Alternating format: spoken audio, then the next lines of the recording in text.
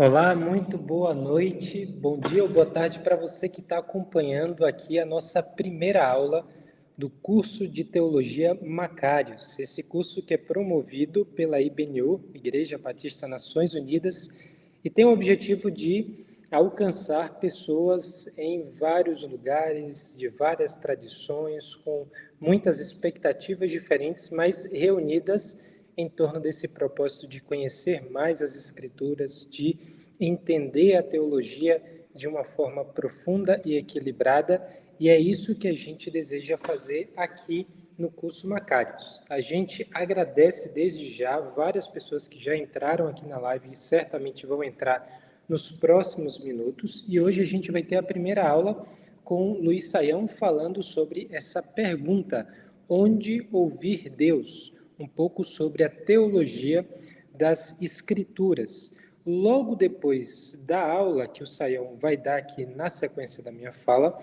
eu vou pedir para você continuar. Por quê? Dois motivos. A gente vai ter perguntas e respostas sobre a aula e também a gente vai apresentar para vocês a plataforma de ensino IBNU, que é onde o curso de Teologia Macários está hospedado. É por lá que você vai poder acessar essas aulas, que também vão ficar disponíveis no YouTube, mas a vantagem de se inscrever no curso por meio da plataforma é que você vai poder acessar todo o material complementar, além das aulas que você pode acessar também no YouTube. Então, a gente pede para que você fique atento aqui, tanto nas aulas quanto naquilo que a gente vai tratar logo em seguida a aula de Saião. Como eu vou estar soltando aqui essa aula também, esse material a partir do meu computador, vou pedir para que todo mundo esteja aí dando o retorno se está vendo e ouvindo bem, tanto a mim quanto o Saião logo na sequência aqui, dando a aula, tá bom? Então, boa aula para todo mundo. Muito bem, bem-vindo ao curso Macários. Nós vamos começar a nossa trajetória de estudos aqui nesse curso da IBNU, curso de Teologia Cristã, e você é mais do que bem-vindo como aluno nessa caminhada de estudo teológico, bíblico e prático.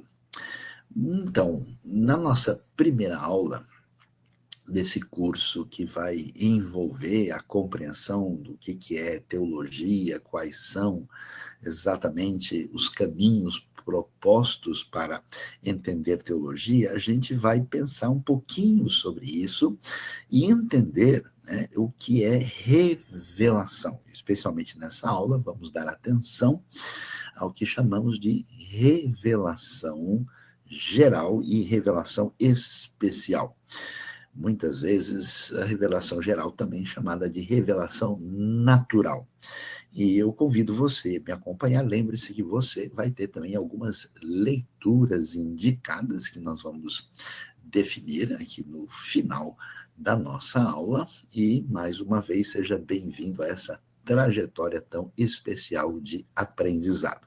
Então, vamos começar aí a nossa apresentação para que você prossiga aí conosco no nosso curso voltado para o conhecimento bíblico teológico. Então, vamos aí caminhar.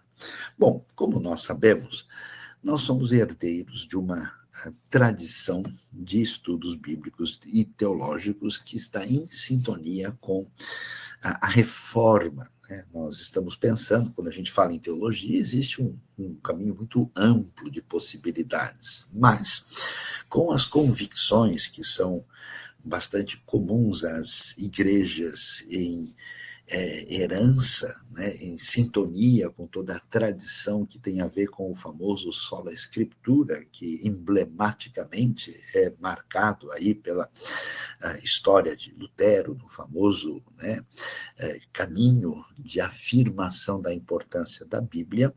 E aí nós nos lembramos aí do Castelo de Wartburg, onde ele teve a oportunidade ali de traduzir a Bíblia para o alemão.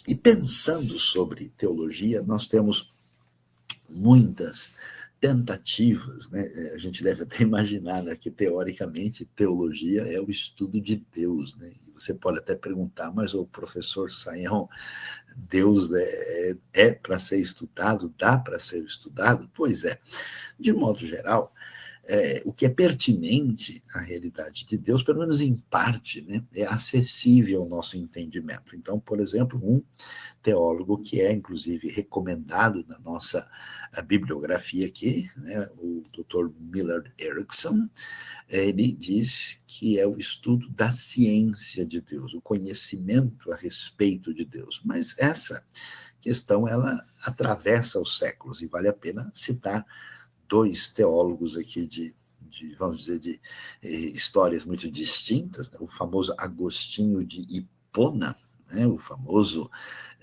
bispo que marcou a história da cristandade em vários elementos na sua expressão, né? Ele fala sobre a discussão racional a respeito da divindade. E Augustus Strong, mais recente na história, nos diz que é a ciência de Deus e das relações entre Deus e o universo. Então, tendo esse ponto de partida, vamos aí continuar. Então, quando a gente pensa em fazer teologia, vamos falar com clareza do que é que a gente está falando. Quando alguém, vamos dizer, se apresenta, olha, eu estou aprendendo, né? Como é que se faz teologia? Bom, já mencionamos, claro, principalmente para quem vem de um contexto, de uma tradição evangélica, batista e até de outras denominações. Claro, as escrituras sagradas têm aí a referência, né, vamos dizer, mais significativa do estudo teológico cristão. Mas, quando nós falamos sobre isso, a pergunta é qual vai ser a abordagem, qual vai ser a aproximação das escrituras. A aproximação se dá pelo entendimento, pelo intelecto. Então, a razão faz parte da organização do nosso entendimento sobre a Bíblia. Agora, se nós tivermos um pouquinho de humildade, nós vamos entender, e fica claro isso, que não é a nossa geração, não é a nossa denominação, não é a nossa época a primeira a fazer teologia. Por isso, o conselho mais sábio é: não tente sempre reinventar a roda, porque isso pode não dar certo. E o que eu quero dizer com reinventar a roda é tratar de assuntos ligados à teologia sem conhecer a história. Por isso, a tradição deve ser estudada.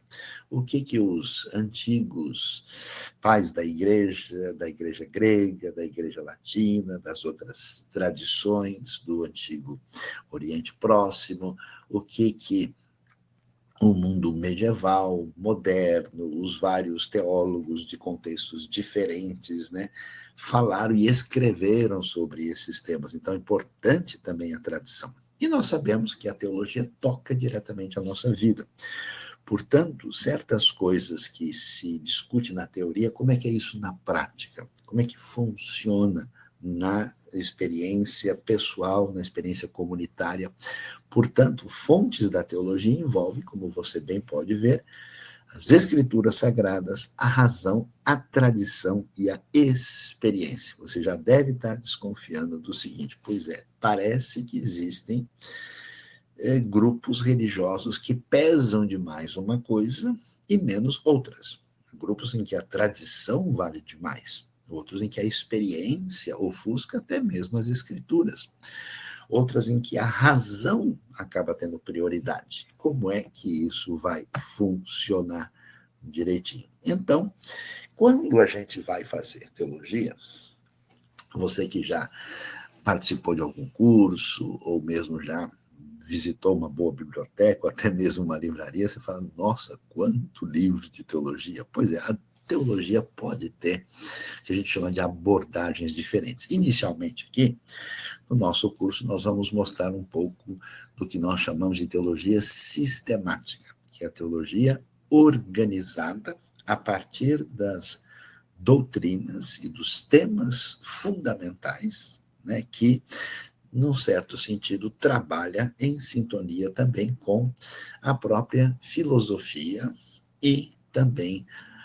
lida com o texto bíblico a partir das exigências de uma organização que vai além da exegese. Então, é a teologia, vamos dizer, mais comum que a gente encontra.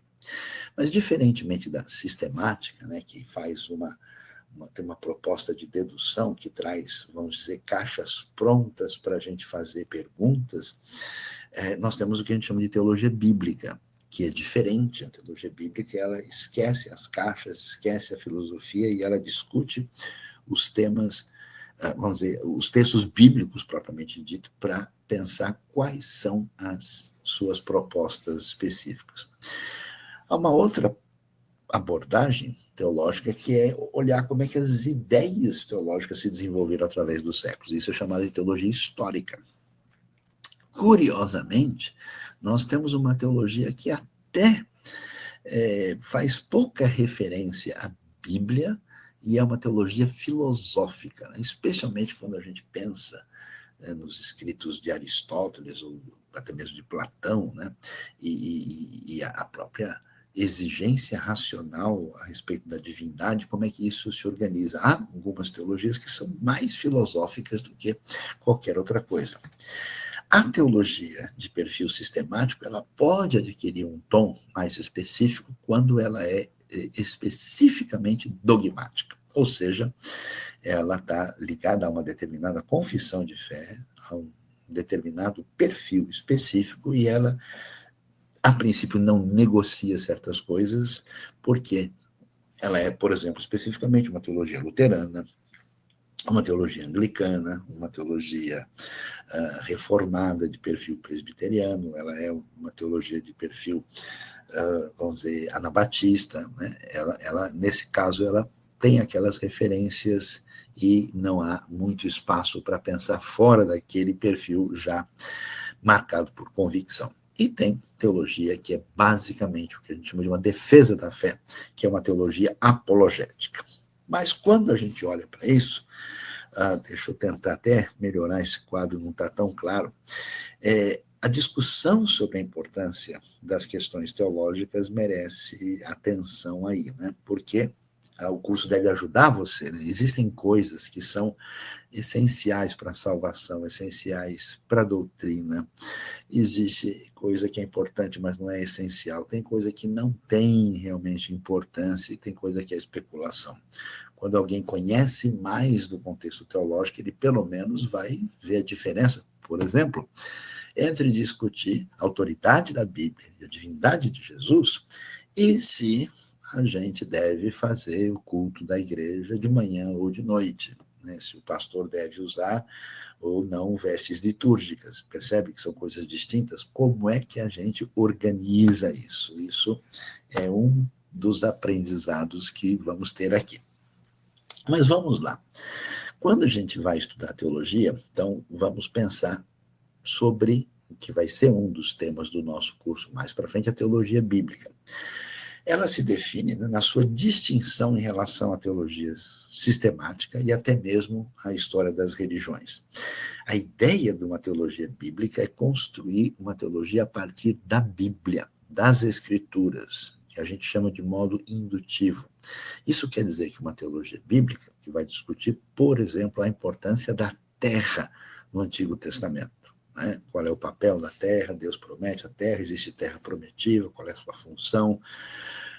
Isso não é um assunto da teologia sistemática nem da dogmática. Né? Então, ela não se interessa pelas categorias pré-definidas do contexto sistemático. E aí a gente descobre que a teologia bíblica parte só das escrituras, sem considerar a filosofia, os modelos sistemáticos, e trabalha os dados bíblicos a partir da lógica interna daquele pensamento.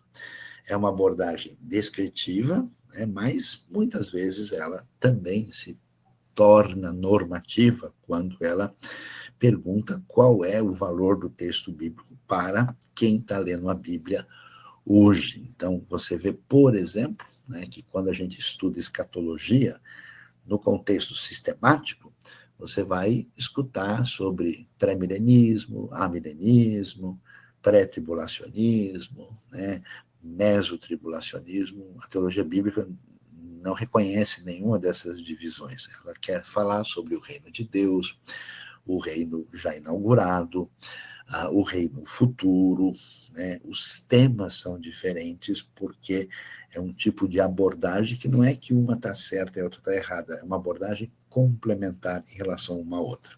Mas pensando em teologia, talvez você já pensou, pois é, parece que tem gente que faz teologia e não transmite muito aquela convicção de que esse negócio tem a ver com o que é importante na vida com Deus. Pois é, e aí você vai entender por que isso. Quando a gente trabalha essa questão de entender Deus e os mistérios, né, que envolve Deus e a sua revelação, nós temos três enfoques que merecem atenção. Um que a gente chama de teologia catafática, que é a teologia que envolve a doutrina, o entendimento que nós temos daquilo que Deus nos apresenta ou nos revela, né? Ela nos ensina a pensar sobre Deus e, num certo sentido, fala sobre Deus colocando numa caixa aquilo que a gente deve entender, o que está certo, o que está errado, o que é doutrina, o que não se pode abrir mão, o que é um conceito, vamos dizer, inegociável da fé. Mas existe uma grande parte dessa revelação que a gente vai ver bem que não dá para colocar tudo em nível racional. Né? Então, existe uma parte da teologia chamada apofática que trabalha com o mistério. Ou seja, o que a gente vai falar sobre os detalhes da Trindade? Como é que Deus é um e três ao mesmo tempo? Como é que Jesus pode ser divino e humano? Como é que se organiza a liberdade humana e a soberania de Deus? Percebe que a nossa cabeça não alcança tudo que está envolvido aí? Então, nesse sentido, a teologia, por um lado, ela afirma categoricamente coisas importantes das quais não se abre mão, mas ela também lida com aquilo que é revelado a nós, mas que a gente não explica totalmente pela razão. E essa teologia também, ela se deve traduzir numa realidade não só para a mente, mas também para o coração. Então, existe uma teologia pietista, uma teologia devocional, que ela olha para a realidade de Deus e da sua revelação através das experiências da vida diária com o Senhor. Então, uma teologia bem encaminhada, uma teologia Macários, né, bem-aventurada, é uma teologia onde essas partes estão interrelacionadas e essa teologia do coração, ela se transborda também de maneira a abençoar a vida dos outros de maneira prática, ou seja, todas as três caminham na direção da missão. E aí, a gente começa, então, a pensar sobre esse tema e algumas coisas aí merecem atenção da nossa parte, né? O que a gente pode falar sobre esses caminhos que envolvem a realidade da teologia? Um conceito importante para a gente caminhar bem envolve aquilo que tem a ver com a graça de Deus. O que quer dizer isso, né? Quando a gente pensa nesse entendimento, e a gente já vai entrar naquilo que a gente chama de revelação especial e diferente de revelação geral e natural, como é que isso se organiza em relação ao que Deus faz? Existe um conceito, né, que é fundamental em toda a tradição bíblica e particularmente evangélica, é que tudo o que acontece na nossa relação com Deus é um desdobramento dessa alteridade, dessa bondade divina, nessa charis, como diz o Novo Testamento, ou nesse chesed, como diz o Antigo Testamento, essa bondade, esse amor divino. Então, o que acontece? Muitas pessoas de um determinado ambiente religioso podem pensar o seguinte: olha, Deus age e interage com aqueles que estão em sintonia, em aliança com ele. E aqueles que não estão, que a gente pode dizer assim, não são esses os ímpios, não são essas as pessoas sem Deus, então para eles não tem nada, já que eles estão separados, afastados e até mesmo em rebeldia contra Deus. Olha que coisa interessante. Nós vamos ver que Deus, na verdade, sendo Ele, né, o Criador de todas as coisas, do ser humano, né, que sustenta o universo e a nossa vida, e Ele é o Senhor da história, Ele dispensa a sua bondade para todos. A própria Bíblia vai dizer que a chuva, né, cai para os bons e os maus. Então Deus nos dá vida, nos dá saúde, nos mantém dentro desse universo onde as coisas se sustentam no nível microcósmico e macrocósmico, e essa bondade divina disponível a todos é chamada de graça comum.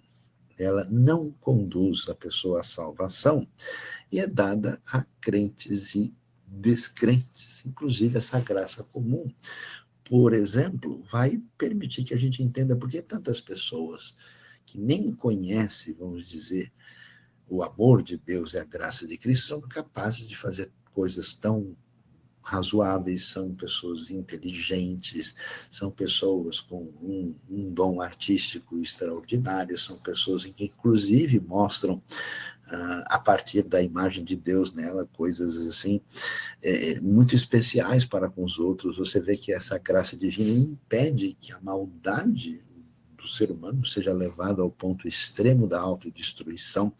Então, por incrível que pareça para muitos, Deus está abençoando gente em toda parte e os sinais dessa graça estão presentes, ainda que ela não seja completa e total em todos os sentidos que o ser humano necessita. Por isso nós temos o que a gente chama de graça salvífica, que aí sim, isso vai nos ajudar a entender essa ideia de revelação. A graça salvífica é uma ampliação dessa bondade descomunal da parte de Deus, e essa sim tem a ver com a revelação especial, e ela nos conduz ao conhecimento da salvação. Então, quando a gente compreende isso, a gente então prossegue e aí começamos a entender essa história das revelações. Então vamos lá.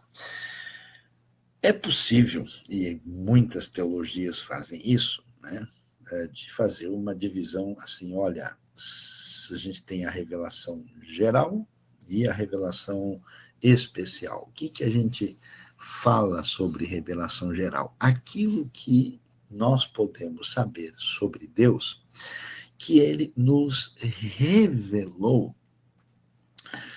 na natureza. Por isso que muita gente chama a revelação geral de revelação natural. Ou seja, a ideia é que todo ser humano, olhando para a beleza da criação, para a harmonia no universo, para a diversidade, ele intui, ele, no final das contas, ele sabe que existe Deus ou alguma divindade. Né? Por isso que a experiência do ser humano na Terra mostra que o que a gente chama de perspectiva, sentimento religioso, sempre esteve presente em tudo quanto é cultura do mundo, em toda a história humana.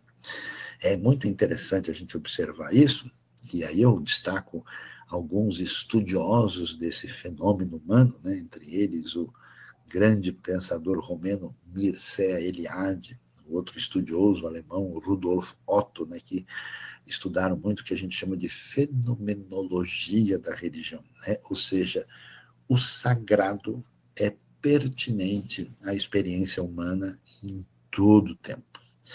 Mas quando a gente chega um pouquinho mais perto para pensar sobre as revelações de Deus, né, nós vamos aqui ver nessa revelação geral que ela tem desdobramentos que envolvem essas três primeiras partes que nós temos aí, que a gente já vai detalhar.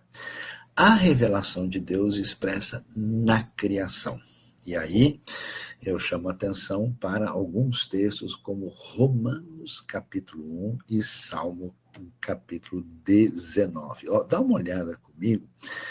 O Salmo 19, ele mostra para nós o que é essa ideia da revelação geral na criação, ou como nós dizemos hoje, na natureza. Os céus proclamam a glória de Deus e o firmamento anuncia as obras das suas mãos. Um dia declara isso a outro dia, e uma noite revela conhecimento a outra noite. Sem discurso, nem palavras, não se ouve a sua voz, e aí o texto prossegue para falar sobre esse tema tão importante de que nós estamos ouvindo sobre a glória de Deus a partir daquilo que se vê nos céus. Inclusive, o texto vai prosseguir, vai falar do sol, né?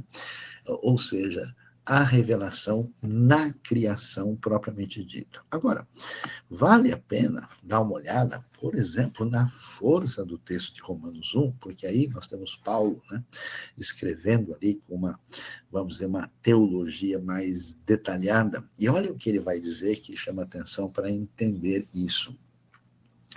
Portanto, a ira de Deus é revelada dos céus contra toda a impiedade e injustiça dos homens que suprimem a verdade pela injustiça, porque, atenção, porque o que de Deus se pode conhecer é manifesto entre eles, porque Deus lhes manifestou, pois desde a criação do mundo, os atributos invisíveis de Deus, seu eterno poder e a sua natureza divina, têm sido vistos claramente, sendo compreendidos por meio das coisas criadas, de forma que tais homens são indesculpáveis, porque tendo conhecido a Deus, não glorificaram como Deus, nem lhe renderam graças, mas os seus pensamentos tornaram-se fúteis e o coração insensato deles obscureceu-se. Você percebe? Olha lá como é forte o texto.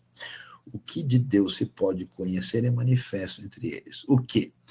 Os atributos invisíveis de Deus, seu eterno poder, sua natureza divina, claramente são vistas e compreendidas por meio das coisas que foram criadas. Paulo está fazendo uma referência ao mundo gentílico, aquele mundo greco-romano, que, embora eles não conhecessem a história de Deus na sua aliança com Israel, embora não conhecessem as profecias ou a ética dos 10 mandamentos e uma série de referências sobre o Deus que salva, eles tinham condição de saber que Deus existe, que ele é poderoso e que ele tem certos atributos que são detectáveis pelo coração humano. Por isso, eles são, atenção, responsabilizáveis por esse conhecimento. Então, às vezes a pessoa pensa, mas a pessoa nunca ouviu falar de Jesus, nem conhece nada, então essa pessoa tem um conhecimento zero sobre Deus. Não é o caso, ele tem acesso a essa revelação natural.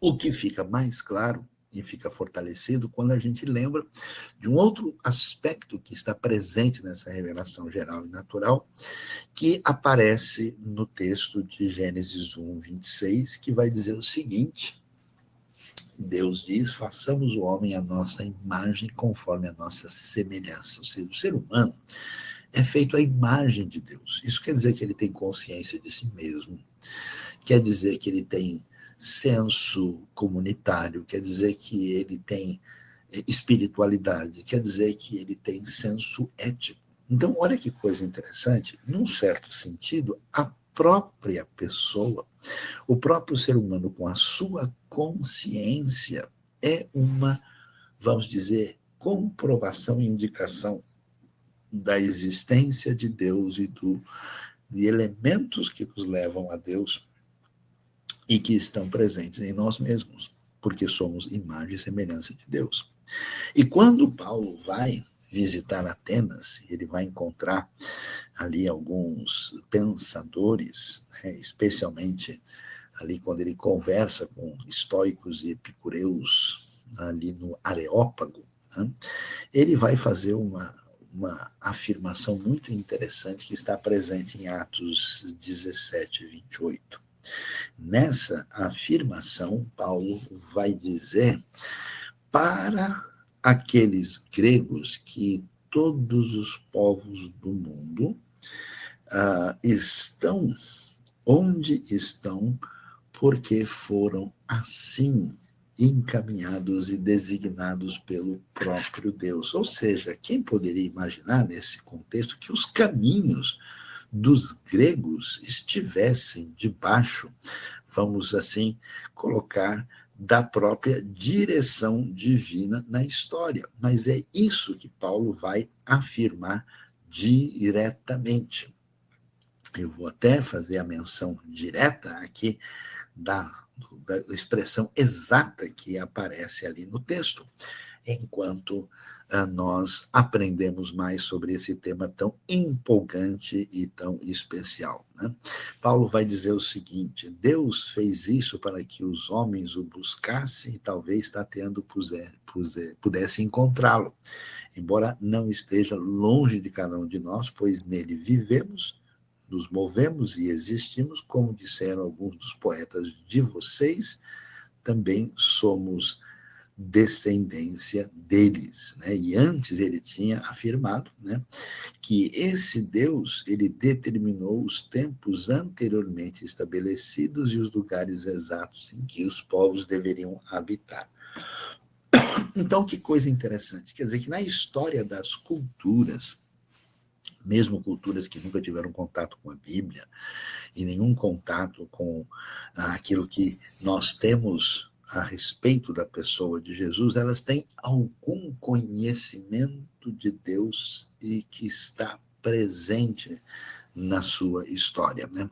E aí a gente recomenda uma leitura interessante de um livro, né, que vale a pena, chamado O Fator Melquisedeque, né, de um autor chamado Don Richardson. Né? Então, o que a gente descobre? Que através da que nós vemos na criação, na natureza, a própria realidade do ser humano e a revelação de elementos pertinentes ao conhecimento de Deus que estão na história da cultura de um povo marcam essa revelação geral, essa revelação no contexto natural, que nos permite ter um conhecimento de Deus, um conhecimento de Deus que envolve a sua existência, os seus atributos principais, o seu poder, mas um conhecimento insuficiente, um conhecimento limitado, um conhecimento que não permite saber elementos mais específicos e importantes sobre Deus e principalmente sobre Deus em relação a nós. Com esse entendimento, aí a gente começa então a compreender a razão de ser do que a gente chama de revelação especial. Se fosse possível, né, através da própria razão humana, do nosso entendimento, com o estudo da filosofia e da ciência, a gente chegaria ao completo conhecimento a respeito de Deus. Mas a convicção cristã vai dizer claramente que isso não é possível por causa da nossa limitação e finitude. Por isso é necessário que Deus se apresente para que ele seja mais adequadamente conhecido, e também em função da realidade que nós vivemos no mundo marcado pela ruptura com Deus. Nós estamos diante de um ambiente onde nós presenciamos o mal, o pecado, a realidade da queda na nossa experiência, o que nos limita em muitos aspectos de um conhecimento adequado sobre Deus. Por isso, olha que coisa interessante, nós vamos aqui andar um pouco mais para ver o que quer dizer a revelação, vamos dizer, especial na pessoa de Cristo Jesus. Dá uma olhada comigo no texto que vem de Colossenses capítulo 1, fazendo referência à pessoa de Jesus. O texto diz o seguinte, olha lá. Ele, falando de Jesus, é a imagem do Deus invisível, o primogênito de toda a criação, ou melhor, o primogênito sobre toda a criação.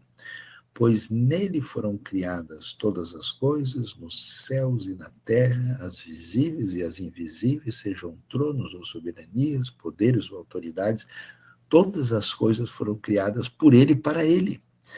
Ele é antes de todas as coisas e nele tudo subsiste.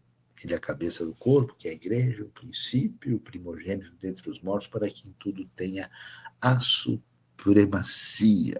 Né? E aí a gente então começa a ver essa expressão que Jesus é chamado diretamente de a imagem visível do Deus invisível.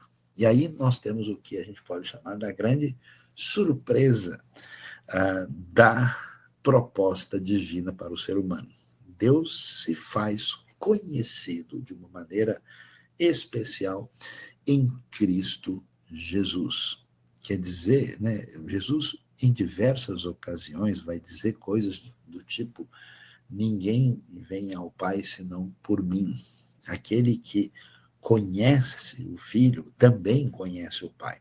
Né? Quer dizer que a revelação mais plena, específica, encarnada, marcada por essa identificação extraordinária, redentora em nosso favor e que serve de modelo para não só construir a nossa própria teologia, a nossa interpretação, né, daquilo que envolve a nossa relação com o sagrado e aquilo que envolve a nossa caminhada de vida, isso está na pessoa bendita de Cristo Jesus. Conhecer a Cristo é conhecer o Pai, é conhecer a Deus. Então, nesse sentido, nós temos a revelação mais específica, encarnada, direta de Deus ao ser humano na pessoa de Cristo Jesus. No princípio era o verbo logos estava com Deus, o verbo era Deus. Né? Todas as coisas foram feitas por ele. E sem ele, nada do que veio a existir, de fato, se fez. Né? E nós vimos esse verbo que ele se fez carne e vimos a sua glória, glória como esse que é o unigênito do Pai.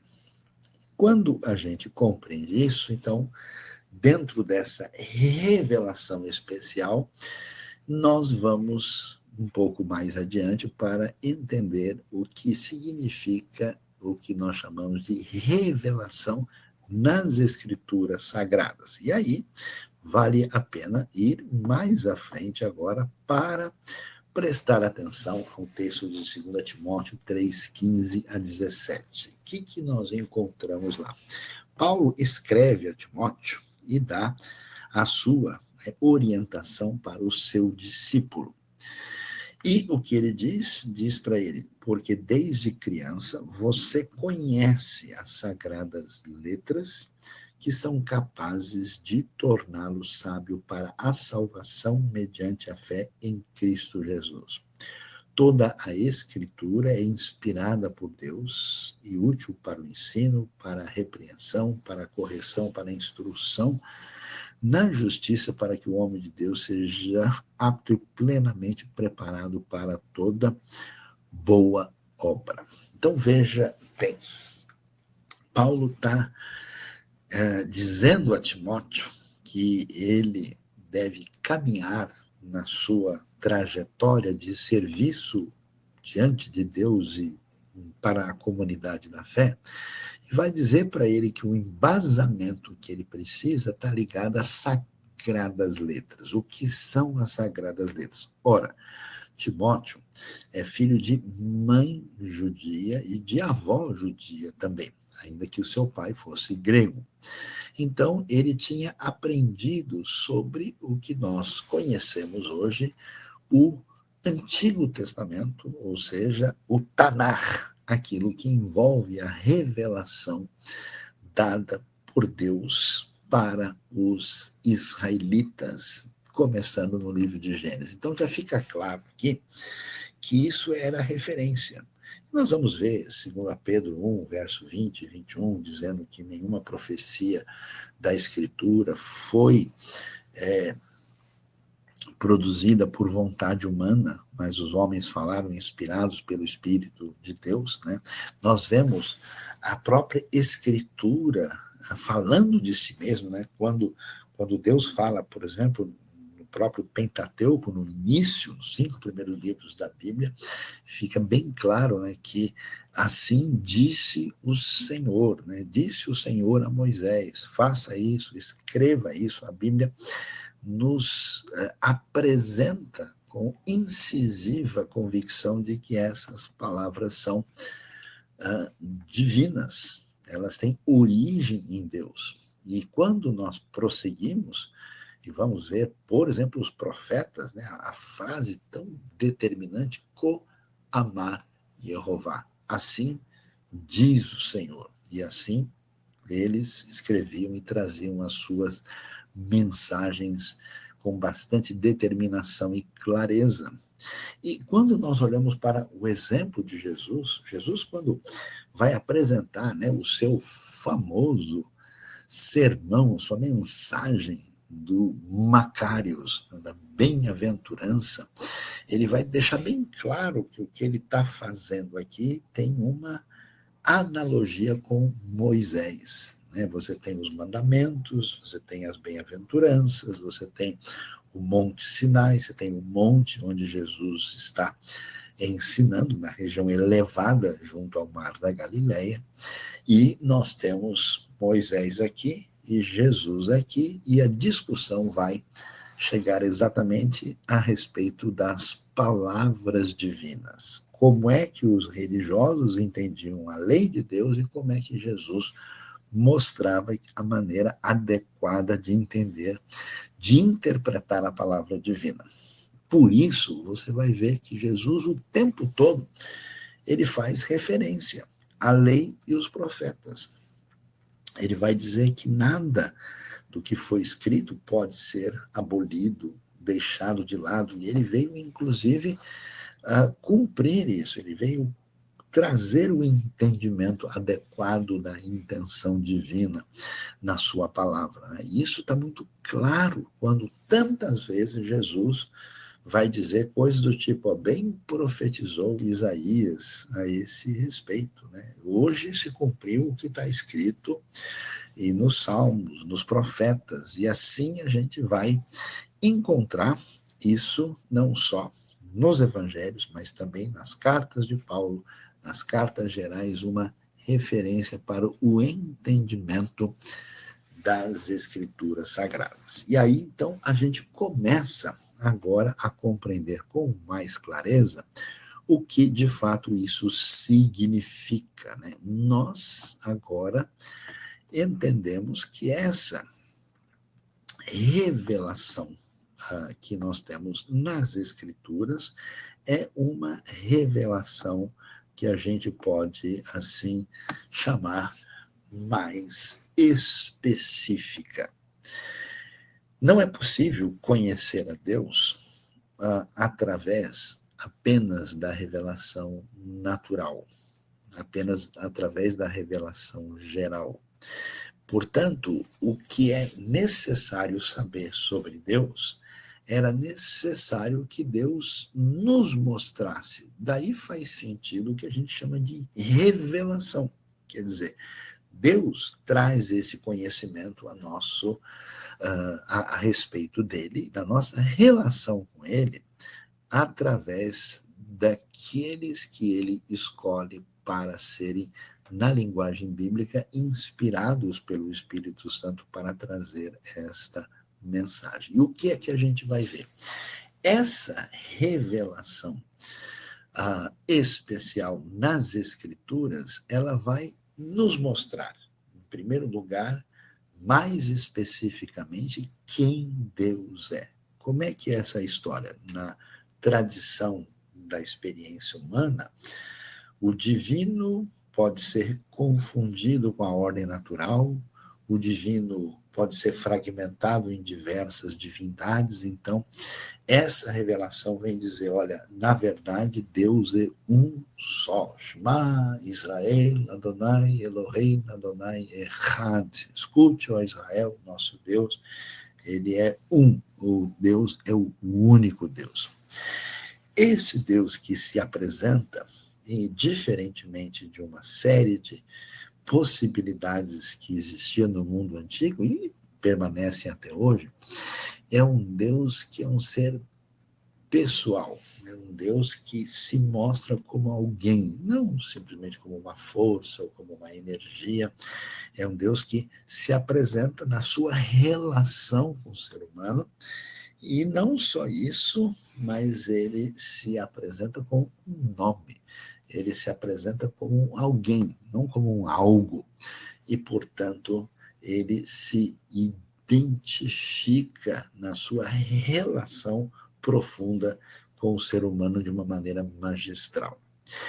Esse Deus se apresenta como aquele que integra, né, a realidade externa ao ser humano, o mundo da ordem natural, à nossa volta, com a nossa realidade do nosso mundo interior, né, a nossa questão de consciência psicológica, ética, dramas de consciência, elementos internos nossos, realidade existencial.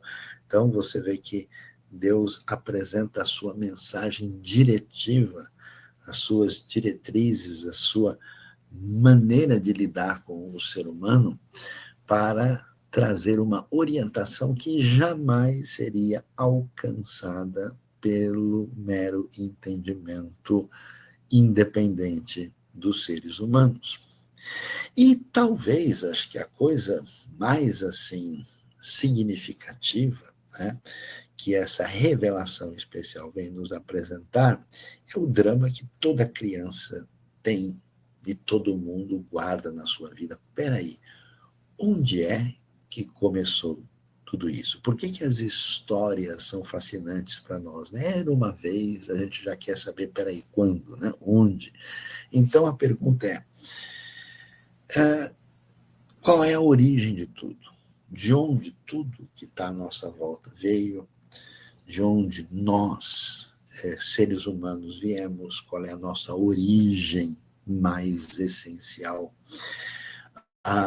A pergunta na sequência, por exemplo, para os próprios israelitas, de onde veio o nosso povo, a nossa comunidade que está reunida em nome desse Deus revelado. E a pergunta na sequência é por que existem tantos problemas no mundo? Qual é a origem do mal? Qual é a origem dos descaminhos, dos desencontros e dos males que nos afligem? Então, a revelação bíblica vai colocar tudo isso sob a perspectiva do Deus único revelado, para dizer qual é a origem de tudo, para nos dizer qual é a origem do ser humano, para nos dizer qual é a origem do povo que recebe essa revelação, para dizer qual é a origem dos nossos descaminhos, pecados, dos males à nossa volta. E aí é que vem a coisa interessante, né? A gente pode fazer o que a gente chama de teologia natural, né? Você pode raciocinar, e, inclusive você vai encontrar, até mesmo na filosofia clássica, um pouco disso. Mas a gente não tem em nenhum lugar essa coisa tão especial da revelação especial quando Deus se interessa pelo ser humano.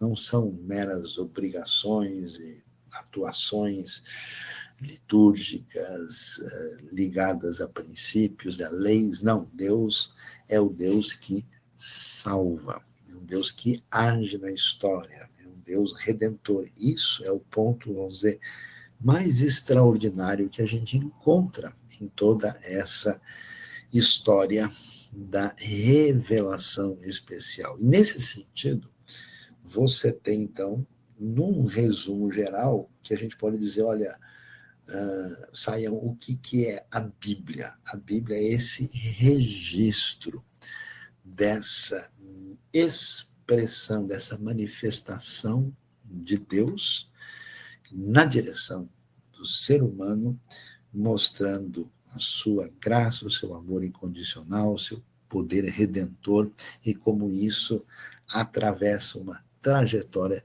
de história de amor impressionante, marcada por uma diversidade de literatura e uma diversidade de pessoas de modo ímpar e absolutamente incomparável.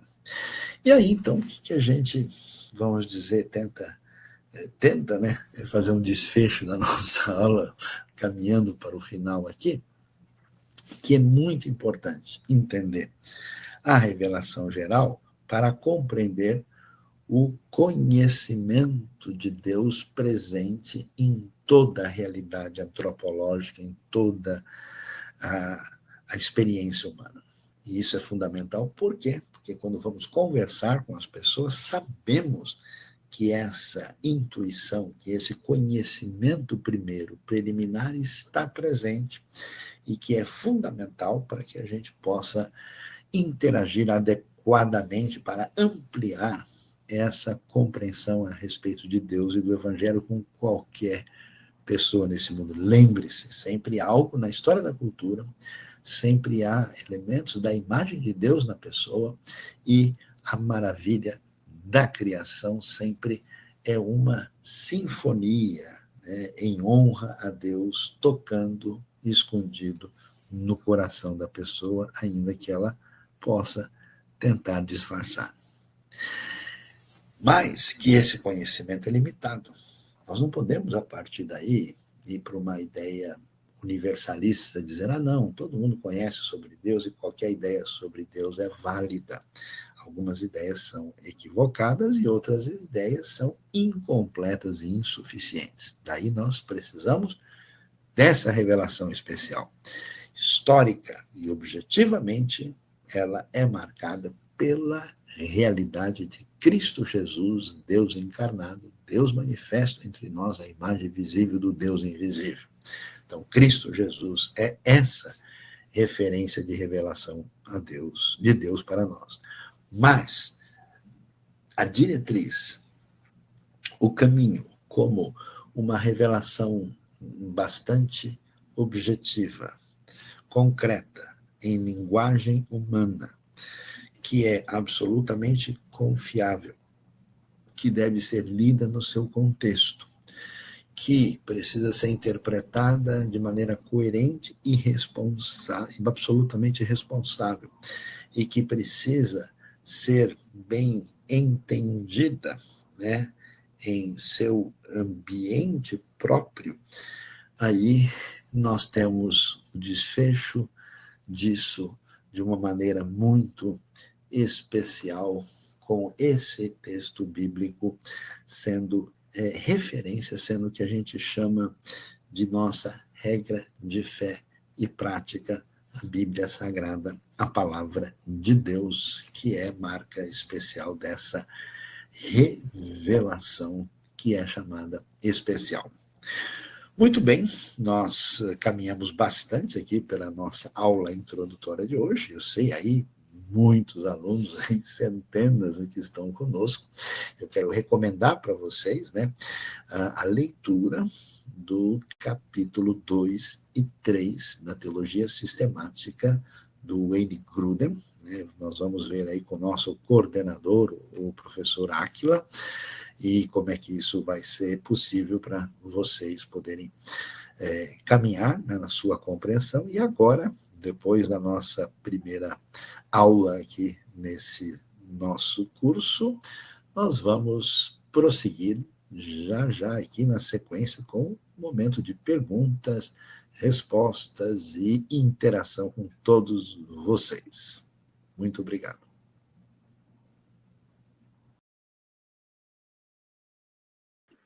Boa noite, pessoal. Mais uma vez, agora aqui também falando ao vivo para responder as perguntas de vocês. Saião está presente, acabou de dar um probleminha aí na imagem, Saião. Não sei se... Opa, voltamos.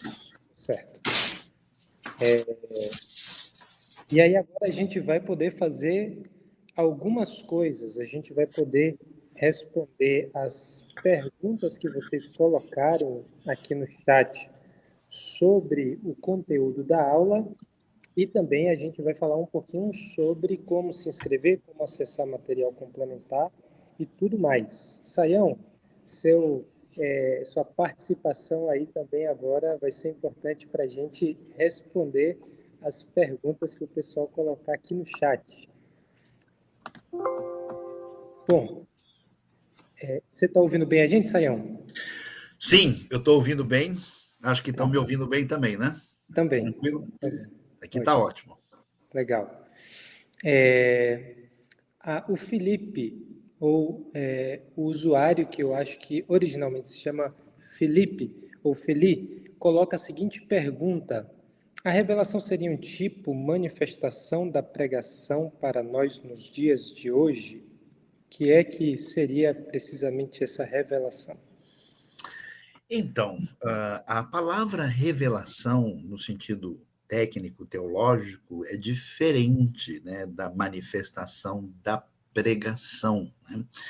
A pregação é uma proclamação que fazemos a partir da revelação dada por Deus nas Escrituras. É que a palavra às vezes confunde, porque em alguns ambientes, por exemplo, as pessoas entendem revelação como se fosse uma profecia ou uma visão dada por Deus num determinado momento da vida da pessoa, em função das suas necessidades pessoais ou espirituais.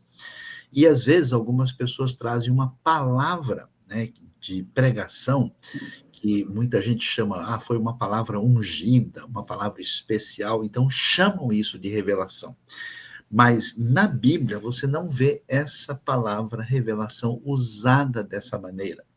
A pessoa pode ter o que a gente chama de uma intuição, que pode estar relacionado com alguma direção divina, e que é compreensível, mas não é bem uma revelação. Então, a revelação não é uma manifestação da pregação. Não, a revelação é aquilo, no caso, falando da revelação especial, a palavra de Deus revelada na Escritura para nós, e aí, sendo fiel ao que está lá, nós pregamos, proclamamos e ensinamos. A Judite também faz uma pergunta importante. Se em todas as revelações Deus está presente, por que todos não são salvos? Muito bom, Judite, obrigado pela sua pergunta. Bom, em primeiro lugar, como nós mencionamos, né, na nossa aula de hoje, nem todas as revelações são salvíficas, né? O que quer dizer isso? Que revelação significa o conhecimento que Deus concede de si mesmo. Então, como nós vimos, na revelação geral, nós podemos ter um conhecimento da existência de Deus, do poder de Deus e de alguns atributos de Deus. Mas não é possível conhecer a salvação disponibilizada por Deus, né, através do sacrifício e vitória de Cristo Jesus. Então, Deus, nos revela de uma maneira mais específica, né, mais peculiar, mais completa a salvação, né, através dessa revelação especial em Cristo Jesus e através da palavra de Deus, que é disponibilizado para as pessoas receberem essa mensagem de amor e perdão. Agora, por que todos não são salvos? Porque as pessoas têm a oportunidade sempre de abrir ou fechar o coração diante de Deus, né? Existe uma discussão que nós vamos ver no nosso curso aí, em que medida a soberania divina interage com a liberdade humana, mas o texto bíblico é claro, né? Todo aquele que nele crê tem o perdão dos pecados. E como nós vemos no Novo Testamento, muitos, até mesmo religiosos, eles rejeitaram a pessoa de Jesus e, portanto, em função dessa rejeição, eles não aceitaram a salvação. O som seu. O Joadir faz a seguinte pergunta: ao olhar para o que foi criado, Salmo 19, que foi citado aqui na aula, e reconhecer que Deus existe, é suficiente para alguém ser salvo? Vamos pensar nos povos que nunca ouviram de Jesus. Então, Joadir, excelente pergunta, né? Mas fica bem claro, né, que a pessoa que simplesmente reconhece que Deus existe, por definição, ela não tem garantia de salvação, porque a salvação está relacionado com o quê? A salvação está relacionado com o reconhecimento do pecado e o perdão dos pecados. Se a pessoa só acredita que Deus existe, lógico que essa salvação não alcança suficiência, né? Agora, os povos que nunca ouviram de Jesus, a pergunta aí é mais ampla. A gente tem até um vídeo específico sobre isso, porque a gente sabe que ninguém pode ser salvo sem o sacrifício de Cristo, mas nós sabemos que, assim como as pessoas do Antigo Testamento, como Abraão, por exemplo, foram salvos pela fé no Messias que haveria de vir, a pergunta que se levanta é se pessoas numa situação semelhante buscaram a Deus com sinceridade e sentiram os seus pecados e erros e buscaram alguma coisa do grande Criador. Nós não temos uma resposta definitiva, mas a pergunta é: por que Jesus veio e pagou o preço legalmente diante de Deus da dívida humana, se essas pessoas poderão ter uma chance de perdão, assim como os que creram no Antigo Testamento antes da chegada da salvação tiveram, ainda que não conhecesse o nome de Jesus diretamente. Mas isso é um assunto mais detalhado, que envolve uma discussão. Eu aconselho até depois você ouvir o nosso vídeo com mais detalhamento, né? E, claro, veja, pessoal, hoje o curso só está começando. A gente tem aqui um ano, né? Então teremos mais tempo para discutir essas questões também. Bom, a Isabelle faz a seguinte pergunta: para ouvir a Deus de maneira coerente, é necessário entender o contexto histórico de cada livro e contar com o Espírito Santo. É assim que eu reconheço que a revelação de quem ensina é ou vem de Deus? Muito boa a pergunta e a maneira como você colocou, Isabelle. Então, vamos pensar de uma maneira mais, vamos dizer, nítida a respeito dessa questão, né? Veja, o Espírito Santo, ele, conforme a Bíblia, ele inspirou as Escrituras, né? A palavra está lá. Se ele inspirou, é que o Espírito quer nos trazer aquela comunicação daquela mensagem. Então, muitas vezes as pessoas pensam assim: uma pessoa estuda e aprende, o outro ele é dirigido pelo Espírito Santo como se fossem coisas opostas e contrárias. Não é assim. Se uma pessoa é movida pelo Espírito Santo, o que essa pessoa vai querer fazer? Ela vai procurar tentar saber com mais exatidão possível o que é que o texto bíblico está dizendo. A pessoa cheia do Espírito não vai ser uma pessoa só muito emocionada e muito, vamos dizer, animada, cheia de energia para falar do texto. É uma pessoa que, de fato, vai dar a atenção ao texto que o texto merece. É como alguém que pegou o contrato de compra de uma casa, ele vai ler isso com cuidado para ver se não tem nada fora do lugar, né? Agora, se essa pessoa vai entender o texto direitinho, compreender todos os detalhes, ela vai chegar mais perto da mensagem original. E você pergunta, então, mas onde é que o Espírito Santo entra? O Espírito Santo vai servir de dicionário? Vai dizer qual é o contexto histórico? Não, o Espírito Santo vai trabalhar no coração da pessoa, para que a pessoa tenha uma disposição de ouvir a Deus, de ser fiel a Deus, de explicar a sua palavra com convicção, com paixão, com determinação, mas explicar adequadamente. Então, as coisas se encontram. O Espírito vai trabalhar nas defesas do nosso coração, porque muita coisa que Deus fala, a gente não está tão animado em ouvir, né? É sempre bom ouvir uma mensagem que puxa a orelha dos outros, né?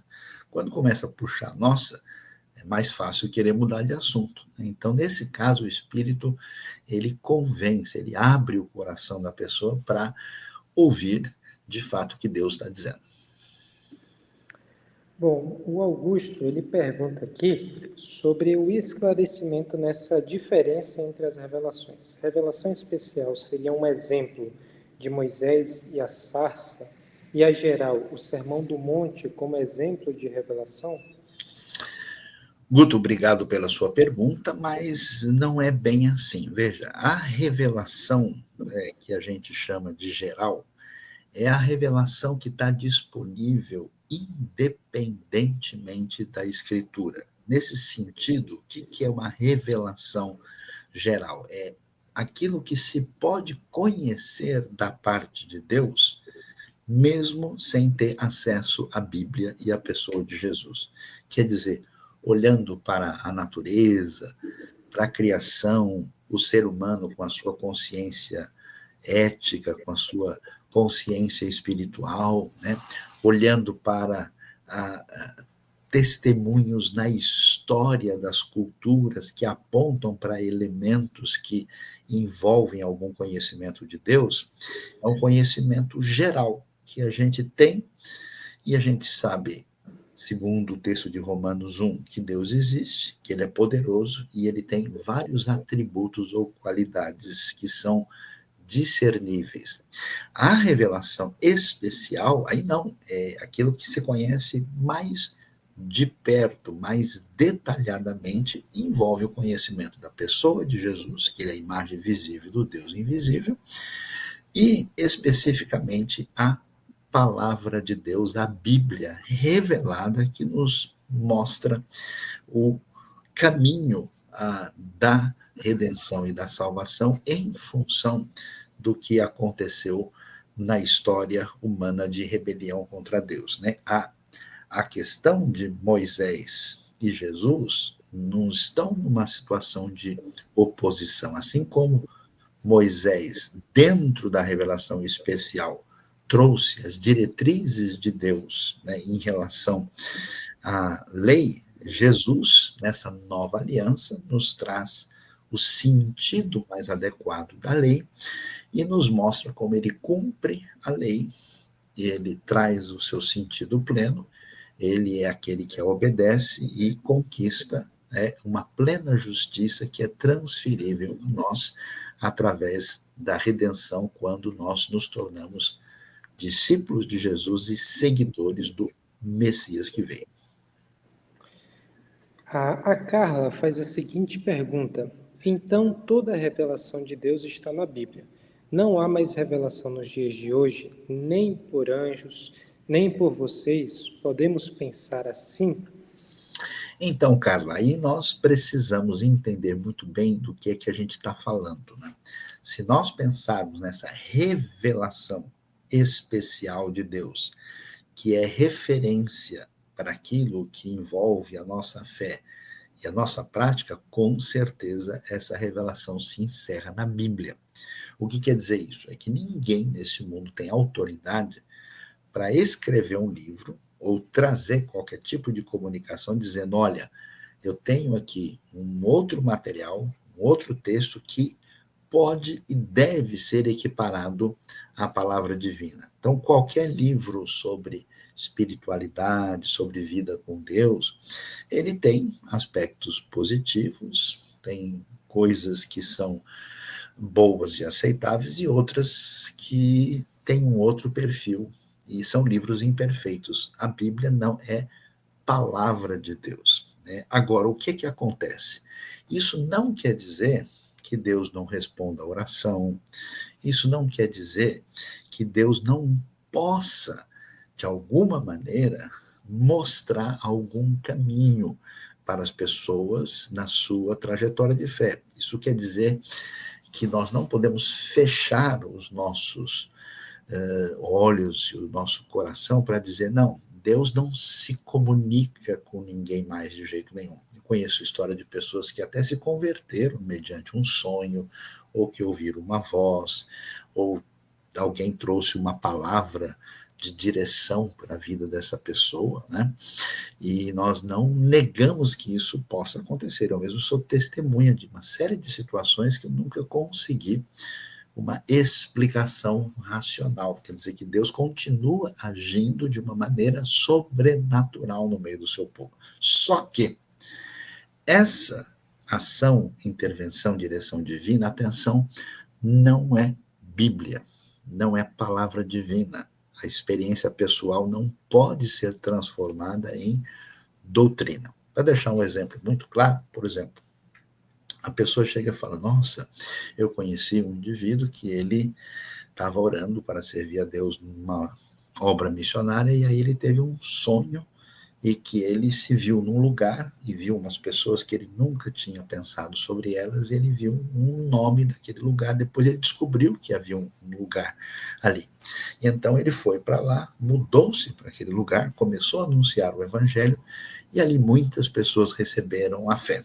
Então, Saião, você acredita que isso é algo de Deus? Sim, com certeza. Deus abriu um caminho especial para que fosse pregado o evangelho ali. Mas vamos supor, um outro indivíduo estava num certo lugar, aí ele teve uma visão e viu umas coisas de ouro, e apareceu lá alguma coisa escrita dizendo, olha, aqui está o Apocalipse 23, para ser incluído na Bíblia, porque o 22 acabou, mas ficou faltando um pedaço. Então pega esse aí, coloca e conta para todo mundo. Isso aí é aceitável? Nesse caso, não. Então, não existe revelação especial dessa forma que nós venhamos a aceitar e devamos considerar. Saião, se você concordar, eu acho que a gente poderia fazer uma pausa agora nas perguntas e respostas sobre o tema da aula para a gente apresentar a plataforma, porque também tem muita gente perguntando aí como se inscrever, como acessar o material do curso. Com Então, certeza. a gente vai fazer isso agora, e aí, se sobrar mais um tempo, também a gente vai poder voltar para as perguntas que ficaram aqui no chat. Bom, pessoal, primeiro, muitas pessoas fizeram a pré-inscrição. Para que serviu a pré-inscrição? Para a gente poder entrar em contato primeiro com essas pessoas, divulgando aqui a nossa aula 1, divulgando primeiro também para essas pessoas a nossa plataforma de ensino, e com essa lista de e-mails de quem fez a pré-inscrição, a gente pode futuramente mandar outras comunicações, tanto sobre o curso Macários, quanto também sobre outros cursos aqui da IBNU. Mas você que fez a pré-inscrição e você que também não fez a pré-inscrição ainda, precisa se inscrever na nossa plataforma de ensino da IBNU. E aí, o endereço eu já coloquei aqui algumas vezes, vou colocar mais uma vez no chat, que é ensino.ibnu.com.br. Está aqui no chat, e eu vou compartilhar minha tela para simular com vocês como é que a gente se inscreve aqui na plataforma, tá bom? Então, vamos lá. Esse daqui é o site de ensino da IBNU. Então, até para simular, você que está entrando pela primeira vez, você vai digitar isso aqui, ensino.ibnu.com.br. Esse aqui vai ser o rosto, a face inicial do site, o anúncio do nosso curso, a equipe que vai estar dando as aulas, possível que a gente tenha reforço de outros professores aqui também. E aqui embaixo você tem um anúncio de como acessar o curso Macários. Mas a primeira coisa que você vai fazer é se registrar. Aqui na parte superior direita, você está vendo o botão registrar, você vai clicar aqui. Como é que você vai colocar o nome do seu usuário? Algumas pessoas estão tendo dificuldade porque aparece uma mensagem de erro. A gente está trabalhando para solucionar esse erro que está surgindo para algumas pessoas, mas uma maneira mais segura é você colocar o seu nome e o seu sobrenome separado pelo underline, vou colocar aqui, e eu vou simular, por exemplo, a inscrição do Saião. Então, eu vou colocar Luiz, underline, Saião. Veja que Saião, a princípio, tem acento, mas eu vou deixar sem acento aqui, tudo minúsculo, separado por esse underline aqui, tá? Então, nome, underline, sobrenome, e é isso. E-mail, vou criar um e-mail fictício aqui, luiz_saião@gmail.com, tá? Vou gerar uma senha aleatória só para a gente fazer a simulação. Eu testei várias vezes, deu certo. Às vezes dá errado justo na hora que a gente precisa. Vamos ver se vai dar certo. Deu certo. Beleza. já estou dentro da plataforma. Como é que eu sei que eu estou na plataforma? É que aqui agora aparece perfil. Antes estava registrar, agora aqui aparece perfil. Deixa eu voltar lá para a página inicial. Depois que você fez esse cadastro, você vai vir aqui logo abaixo no curso Macários e vai clicar em Leia Mais. Dentro de Leia Mais, você já vai ter a apresentação de várias informações sobre o curso. Um texto introdutório geral, você vai poder acessar o currículo, quais serão os temas de todas as aulas. A gente também configurou para que qualquer pessoa possa assistir as 2 primeiras aulas, mesmo sem se inscrever, mas as outras aulas você vai precisar acessar. E algumas outras informações complementares. O importante aqui nessa página é apertar no botão Comece Agora. Quando você clicar no botão Comece Agora, a plataforma vai entender que você se inscreveu no curso Macários e já vai jogar você para a aula número 1. Então, a aula de hoje é Onde Ouvir Deus. A gente tem aqui Teologia das Escrituras e algumas outras informações. A partir de amanhã, vai aparecer o vídeo da aula de hoje aqui dentro. Então, a gente está dando aula na terça, na quarta-feira a gente vai pegar esse vídeo e colocar aqui dentro da plataforma. Mas, além de acessar o vídeo, você vai poder também dar uma olhada nas leituras recomendadas. Sayão citou aí no final da aula, também no começo, a leitura dos capítulos 2 e 3 da Teologia Sistemática do Wayne Grudem. Então, você pode vir aqui e clicar nesse link. Acesse aqui. Clicando nesse link, você já vai poder dar uma olhada aqui no trecho da Teologia Sistemática do Wayne Grudem, que Sayão fez referência na aula, tá bom? Então, essa é a leitura indicada para a aula de hoje. Além de ter o acesso ao vídeo por dentro da plataforma, além de ter acesso também aqui às leituras recomendadas, a gente vai ter um quiz, ou as perguntas e respostas para você acompanhar se conseguiu entender bem as ideias mais importantes do curso. Então, logo abaixo da aula Onde Ouvir Deus, tem o mesmo tema, só que com um símbolozinho aqui do quebra-cabeça. Ou você pode apenas apertar aqui em completo, e aí a plataforma vai entender que você já assistiu esse vídeo e vai perguntar se você quer fazer agora esse quiz, essas perguntas e respostas. Algumas palavras estão em inglês e a gente está traduzindo tudo isso para o português para ninguém ficar enganchado aí com o inglês. Mas Start é bem intuitivo de começar e ao clicar em Start, ele vai mostrar todas as perguntas do nosso quiz da aula de hoje. Então, por exemplo, quais as principais fontes para a construção do conhecimento teológico? E aqui você tem 4 alternativas. Boa intenção, escrituras sagradas e oração, primeira alternativa. Escrituras sagradas, razão e teólogos recomendados, segunda. Escrituras sagradas, razão, tradição e experiência, e assim sucessivamente. A gente fez aqui 5 perguntas para a aula de hoje. Como é que a gente pensou essas perguntas? Não precisa ter doutorado em teologia bíblica, não precisa ler hebraico no original, ou o Antigo Testamento no original em hebraico, nem o Novo Testamento em grego, para conseguir acompanhar o curso, nem para resolver o quiz. O quiz é para saber se os conceitos mais básicos da aula foram bem compreendidos, tá bom? Eu vou só marcar a primeira alternativa de cada uma das perguntas para vocês observarem aí como é que funciona. Depois que você responde todas, você aperta aqui em finalizar quiz. E aí ele pergunta se você tem certeza, você aperta aqui sim, e aí Luiz Sayão, infelizmente, só tirou 20% no quiz. Sayão, vai precisar dar uma caprichada aí em bibliologia. Mas brincadeira, a gente só simulou aqui como é que você pode fazer a resposta.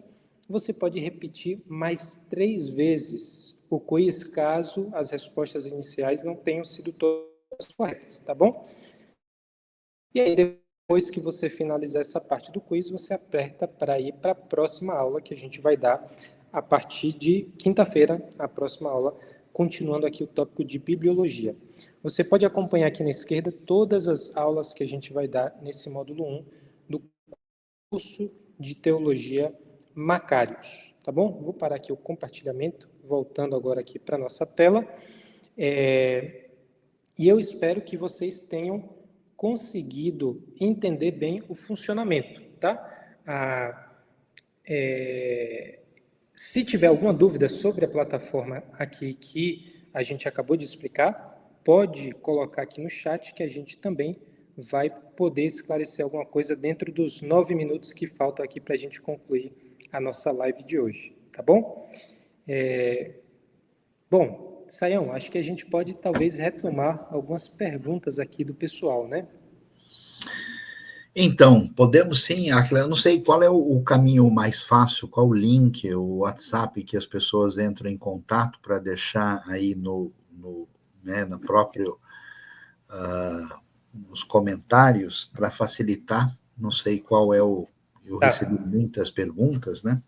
Isso, eu coloquei algumas vezes aqui no chat, a gente vai colocar na descrição desse vídeo no YouTube o link para a nossa plataforma, e quem fez pré-inscrição provavelmente recebeu hoje de manhã esse e-mail com o link também da plataforma. Mas a partir de agora, acho que a maneira mais fácil para você que já está assistindo essa aula é acessar por meio da descrição desse vídeo. Terminando aqui o vídeo, eu vou adicionar essa informação do ensino.ibnu.com.br e mais uma vez vou colocar aqui no chat para ajudar o pessoal.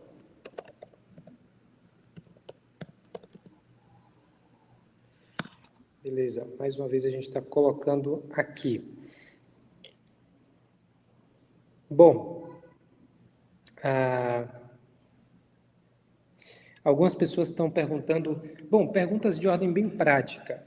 Quem ainda não se inscreveu, a Maria estava perguntando aqui, é possível ainda alguém se inscrever nesse curso? Com certeza, enquanto esse curso estiver acontecendo, as inscrições são possíveis, mesmo para quem não fez a pré-inscrição, não tem problema, pode entrar diretamente nesse site que a gente colocou e fazer a inscrição. Quem não conseguir acompanhar a aula ao vivo, pode acessar tudo depois pela plataforma? Com certeza, pode acessar as aulas tanto no YouTube quanto na plataforma e todo esse material complementar apenas na plataforma, né? Quanto custa o curso? Várias pessoas perguntaram isso. R$0. A gente está fazendo o curso gratuitamente. Você não precisa pagar nenhuma taxa. E aquilo que a gente pontuou na nossa live de lançamento semana passada foi: se você deseja e se você pode contribuir para a IBNU continuar fazendo cursos e materiais como o curso de Teologia Macários, você pode voluntariamente fazer uma contribuição por meio das informações que já estão aqui na descrição desse vídeo no YouTube, tá? Então, a gente pede para que você faça isso, se é o seu desejo, se você pode fazer isso, mas para participar do curso, para ter acesso ao material, não precisa pagar nenhuma taxa.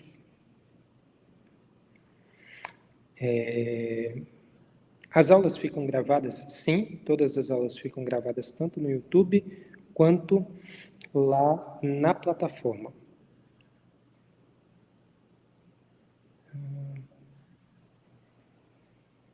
Vamos ver aqui mais outras dúvidas do pessoal.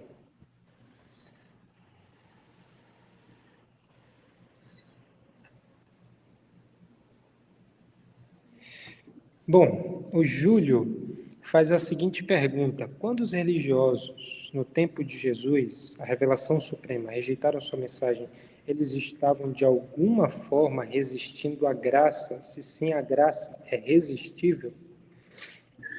Então, Júlio, a gente sabe que essa questão ela é motivo, né, de grande debate e discussão em diversos contextos teológicos nos dias de hoje, né? E o que acontece, né? Muitas pessoas imaginam que a manifestação da graça de Deus ela é tão poderosa que não há como o ser humano reagir, e quando ela chega, a pessoa necessariamente cede. De fato, a graça de Deus é poderosa, e até mesmo um certo mistério na Bíblia, no sentido em que parece que, em alguns casos, essa graça ultrapassa tudo aquilo que a gente poderia imaginar. Mas não há, vamos dizer, evidência suficiente na Escritura para dizer que o ser humano não tem condições de dizer não para Deus. Isso está dentro daquela discussão, né, que gera um grande debate. Eu acho que é difícil, porque a gente pensa com uma mente diferente da mentalidade do contexto bíblico, que a gente pensa o seguinte: se Deus é de fato poderoso e soberano, o ser humano não tem como agir com verdadeira liberdade. E se o ser humano tem verdadeira liberdade, então quer dizer que Deus se retira e não age com a sua soberania. Essa lógica simplista, ela não é suficiente para lidar com a questão. A verdade é que Deus permanece soberano e que o ser humano é livre e é responsável. Então, nesse sentido, a graça divina é irresistível, no sentido em que o ser humano, mediante uma manifestação dessa graça, ele pode dizer não para Deus. Acho que um exemplo muito nítido nisso você vai ver na história de Caim. Né? 4 vezes Deus vai atrás de Caim, mostrando graça o tempo todo, e em todas as vezes Caim não recebe adequadamente essa graça. Ótimo. A gente tem várias pessoas conseguindo fazer a inscrição. Quando a gente começou a falar, tinha um número de inscritos, agora já tem um número bem superior de inscritos na plataforma. É sinal que é possível fazer, mas tem algumas pessoas que ainda estão com dúvidas, com dificuldades. A gente vai olhar todos os comentários aqui e vai também procurar dar orientações por meio do e-mail, das informações que a gente já conseguiu de vocês lá na pré-inscrição, tá bom? Sayão, a gente tem agora aqui só 3 minutinhos finais e já a gente vai ter uma outra live aqui no canal. Vou aproveitar para convidar o pessoal para a live do Ler para Crer, que começa daqui a 13 minutos, 20h40. Vai ser muito legal, é um trabalho que relaciona fé e literatura, liderado aí pela Rina, e com certeza fazer que nem Netflix. Se você gostou dessa aula, você provavelmente também vai gostar da próxima live, né? Eu gostaria muito de agradecer a todo mundo que participou desse primeiro encontro. A gente já está tendo retorno positivo em relação à plataforma. A gente sabe que ainda vai precisar ajudar muitas pessoas aí para fazer esse cadastro. E ao longo do tempo a gente vai alimentando tudo que a gente já colocou lá com mais material, com mais informações, tentando facilitar ao máximo o acesso ao material do curso Macários. O que a gente pede para você? É que você nos ajude a replicar isso. A gente está fazendo com o máximo de dedicação para que tenha boa qualidade nas aulas, para que tenha boa qualidade na plataforma, para que continue e certamente será gratuito para todo mundo que é interessado. Então, a contrapartida que a gente pede é sua atenção, sua dedicação aqui ao curso e também a sua generosidade ali de compartilhar com outras pessoas esse material. Eu já adianto meu boa noite, meu muito obrigado para todo mundo que participou aqui da primeira aula do nosso curso de Teologia Macários e peço para você se inscrever aqui também no canal da IBNU. Muito boa noite a todos, que Deus nos abençoe e prossigam aí firme no nosso curso, que certamente será uma grande bênção. Boa noite, Áquila, boa noite a todos. Boa continuação de live aí, depois bom descanso para todos. Obrigado. Próxima aula, quinta-feira, 19 horas, aqui no canal. Tchau, tchau.